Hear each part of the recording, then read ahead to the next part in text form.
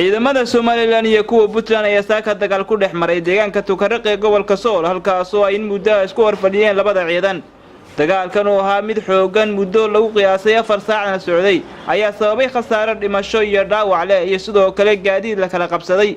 sida uu xaqiijiyay jananka ciidamada qaranka Soomaaliland oo faahfaahin ka bixiyay dagaalkaasi isagoona guulo badan ka sheegtay dagaalka halkaasi ka dhacay saaka. ilaa 7 meelaha ahayd weerar ballaaran oo laba jiha oo hawdkii xagga hawdka iyo xagga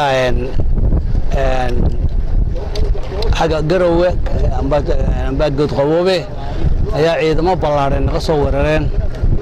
dagaalkaasi muddo 4 saacadood iyo badha ayuu socday. dhimasho iyo dhaawacba waa jiraan dhan walba haatee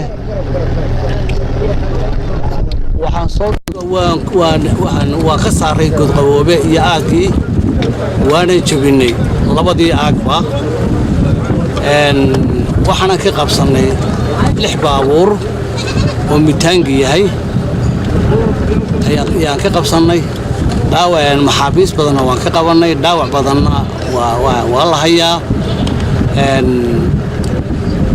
intii dhulkii ay joogana annaga joogna hadda ciidanka qaranka jooga. inkastoo aan jeclayn dhimashada labada ciidan dhex dhacday haddana waxa kalifay cidii soo qaaday baa kaliftay.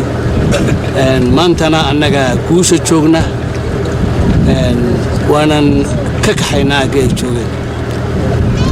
wadda Soomaaliland waxaan leeyahay marka hore ciid wanaagsan waa May mar labaadna ciidankiina wuu xaqana waa salaantii uu ka maray halkana wuu ka guuleystay.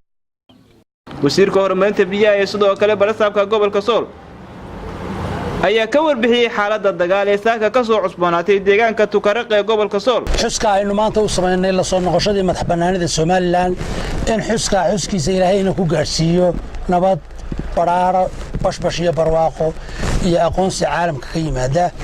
qodobka labaad aan ummadda Soomaaliland leeyahay ku kalsoonaada waxa weeye ciidamada qaranku waa ciidamo laba jeer ama marar badan oo hore aan idhi ciidamada qaranku waa ciidamo ku filan inay jawaab waafiya ka bixiyaan cid kasta oo qarankan soo gardareysata. ma aha ciidan weerar ah oo daba jooga inay dad Soomaaliyeed dhib ku sameeyaan, laakiin waa ciidan loo tababaray u carbisan loo traingareeyay inay difaacaan qarannimada Soomaaliland. marar badan hore aan u idhi ummadda Soomaaliland waxaan leeyahay meel kasta ay joogto kalsooni ku ciidanka qarankuna wuu isku filan yahay. wixii waajibaadkiinu idinka yahay oo ciidanku taakulaynta uu idinka sugayo ayuun baa la idinka rabaa inaad mas'uul ka noqotaan.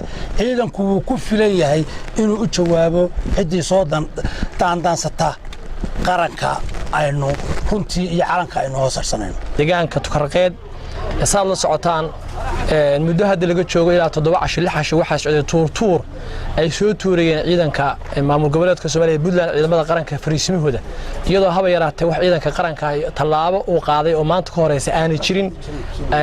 taana waxaan leenahay kulleed wixii dhacay jananka sheegay oo warka bixiyay. waxaan leeyahay shacab weynaha reer Soomaaliland meel kasta aad joogtaan ciidanka qaranku maanta wuxuu ku jiraa difaaca dalka, wuxuu ku jiraa dagaal, wuxuuna u taagan yahay inuu naftiisa iyo dhiiggiisa u huro ciidda Jamhuuriyadda Soomaaliland. annagu haddaan nahay gobolka Sool shacabkeeda iyo dadkeeda waa garab taagannahay. idinkana waxa idinka rabaa shacabka gobolada kale ee dalka inaad muujisaan dareenkiina iyo garab taagantiin ciidamada qaranka. Mawlid Ali, Star TV, Laascaanood.